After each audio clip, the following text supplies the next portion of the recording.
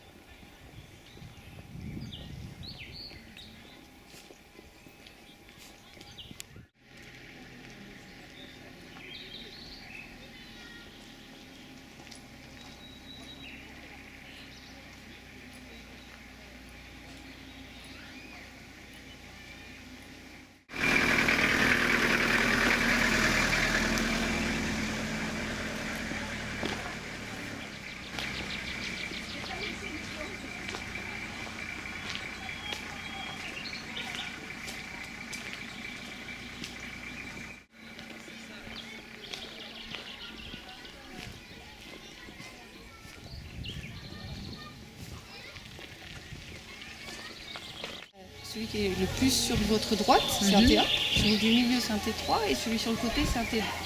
Donc un T2 en fait ça correspond à une pièce à vivre, la porte-fenêtre, et une chambre, l'autre fenêtre allongée, donc vous voyez avec le protège.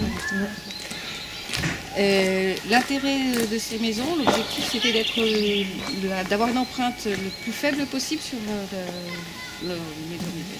l'environnement. Pardon. Et j'ai un petit trou. Donc l'objectif étant d'avoir des maisons confortables et à faible répercussion sur l'extérieur. Tout ça évidemment, l'objectif, le premier pour arriver à cet objectif tout en haut, c'est de chauffer peu et d'avoir des maisons qui soient confortables l'été, même quand il fait très chaud. En Ardèche, on a normalement beaucoup de soleil. En ce moment, on passe vraiment des moments difficiles. C'est vraiment bizarre. Normalement, ici, c'est déjà l'été, quoi. Ça fait au moins 3 semaines qu'on est tous en débardeur, en petit short. D'habitude. Voilà, c'est pas habituel. Donc ici, c'est 300 jours d'ensoleillement par an, mais pas en 2013. Et ces maisons-là, donc il fait très chaud ici l'été. Il y a un avantage, c'est qu'il n'y aura pas de sécheresse. Bah oui, là on déborde là. Il n'y a pas de problème. Il n'y a pas de problème de sécheresse. Alors, une des premières choses qui a été choisie donc, pour avoir des maisons à moindre empreinte, c'est de les orienter vers le sud. Elles sont orientées vers le sud et puis vous voyez, elles disposent celle-ci d'un mur derrière une vitre, et puis là aussi c'est un mur derrière une vitre, là vous voyez de la peinture rouge. Alors là c'est plus évident, parce qu'il faut savoir travailler la pierre sèche. Donc, comme tout le monde ne savait pas travailler la pierre sèche, c'est pas toujours comme ça. Et ces murs-là, ça s'appelle des murs capteurs. Ça veut dire que le soleil tape sur la vitre, chauffe l'air qui est derrière. Après il y a des pierres ou des parpaings remplis de sable, c'est très dense, et du coup ça stocke la chaleur et ça la redistribue sur le logement. Ça c'est utile l'hiver, mais l'été, il faut que ce soit absolument protégé du soleil, sinon vous cuisez à l'intérieur. C'est pour ça que vous avez cette avancée de toit. Et sinon, il y a ces arbres-là qui sont en fait plein de feuilles, l'été, pas l'hiver, et du coup protègent et mettent à l'ombre cette partie-là. Donc chaque petite chose comme ça a une raison d'être. Il y a des trucs sur lesquels on s'est trompé, il y a des trucs qu'on a eu des compromis à faire, et je dirais des compromis, des erreurs, et puis des trucs que je peux dire. Voilà. Des erreurs pour avancer. Voilà, exactement, pour se faire avancer. Si nous c'est trop tard, ça fera avancer. C'est bon. Les jeunes sont arrivés. Je parlerai de comment on l'a fait pour passer les fonds thermiques au moment des fondations, au moment de la pose des murs, etc. Éviter les entrées d'air sur les prises qui sont sur l'extérieur, etc., au niveau des huisseries. Avoir une bonne densité à l'intérieur pour permettre une stabilité de la température. Voilà, et forcément une bonne isolation. Donc l'isolation, ici c'est de la maison en paille, donc c'est l'air plus la paille qui font l'isolation. Voilà, ça c'est les 4 points importants, plus l'orientation. Papa está en el mercado. Papa está allí. Il a décidé de vendre ses... J'avais des prix à 1,30 €. Ah bon, 30. Parce que si tu fais 1,30 € plus 1,70 €, ça fait trop. Businessman. Vraiment. Il est pratique, c'est bien. Je sais pas si ça va tout vendre, hein, mais ça se complique, je ne ferai peut-être pas trop bien. Là, je vais vous demander de vous retourner sur ce truc vert là. Les niveaux de travail, plus les gens qui viennent sur le chantier, etc.